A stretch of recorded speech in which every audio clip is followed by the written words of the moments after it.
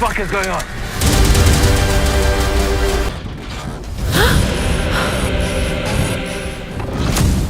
বাপ রে বাপ, জন্মদিনে ভক্তদের এটা কি উপহার দিল Yash. Fully brutal action, style আর রোম্যান্সে ভরা ভিডিও। মাত্র 3 মিনিটের টিজারে এত কিছু। এখনো তো ফাইনাল ট্রেলার রিলিজ ও সিনেমা রিলিজ বাকি আছে। ভাবুন তাহলে সিনেমা হলে কি হতে চলেছে এবার। Daddy's home. 8ই জানুয়ারি রিলিজ হওয়া টক্সিজের টিজারে ইয়াশকে যেমন রাফ অ্যান্ড টাফ অ্যাকশন লুকে দেখা গেছে, তেমনি গাড়ির ভিতর সেই সিগনেচার রোম্যান্স এবং ইনস্ট্যান্ট লুক ফ্যানদের মনে ঝড় তুলেছে।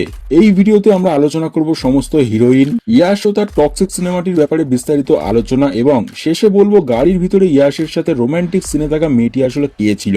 তাই ভিডিওটা স্কিপ না করে ধৈর্য সহকারে দেখতে থাকুন শেষ পর্যন্ত।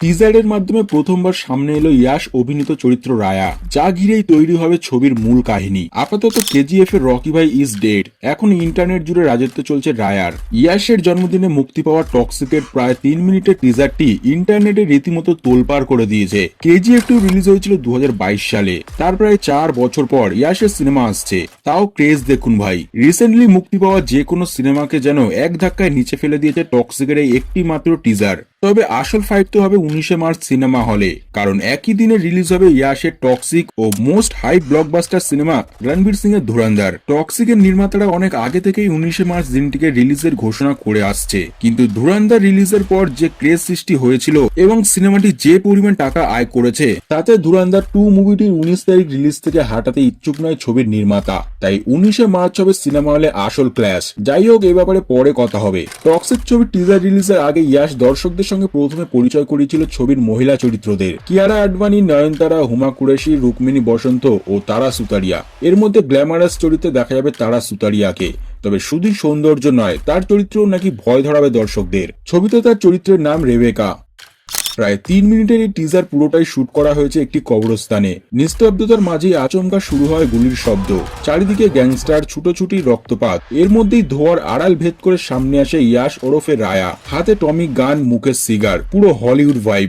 তবে এই টিজারটি সম্ভবত সিনেমার কোনো অংশ নয়। এটা র্যান্ডমলি ইয়াশের টক্সিক ক্যারেক্টারকে তুলে ধরার জন্য আলাদাভাবে শুট করা হয়েছে, যেমনটা সালমান খানের সিকান্দার সিনেমাতে করা হয়েছিল।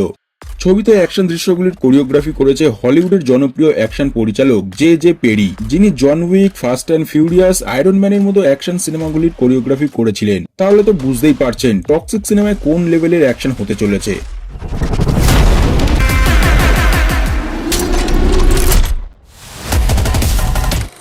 গাড়ির ভিতর ফুলি রোম্যান্স, আর এটার মাধ্যমে বোমের ট্রিগার চেপে শত্রুদের উপর হামলা, পুরোপুরি আলাদা ভাইব নিচ্ছে শুধুমাত্র এই সিনটাতেই। পরিচালক Geetu Mohan Das, hats of her তার এমন ভাবনার জন্য।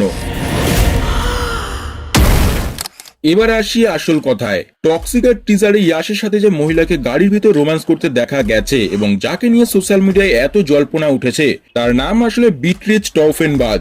শুরুতে অনেকে ভেবেছিল এটা নাতালিয়া বার্ন, কিন্তু পরে পরিচালক গীতু মোহন দাস নিশ্চিত করেছিল এটা আসলে বিটরিচ টফেনবাজ। টিজারে তার উপস্থিতি ছবিটাকে আরো গ্লোবাল ও হলিউড টাইপ ভাইব দিয়েছে। ইনি একজন ব্রাজিলিয়ান মডেল ও অভিনেত্রী।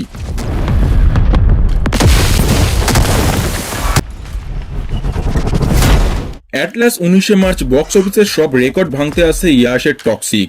আপনার কি মনে হয়, রকি ভাই নাকি রায়া, কোনটা বেশি খতরনাক? কমেন্টে কিন্তু অবশ্যই জানাবেন।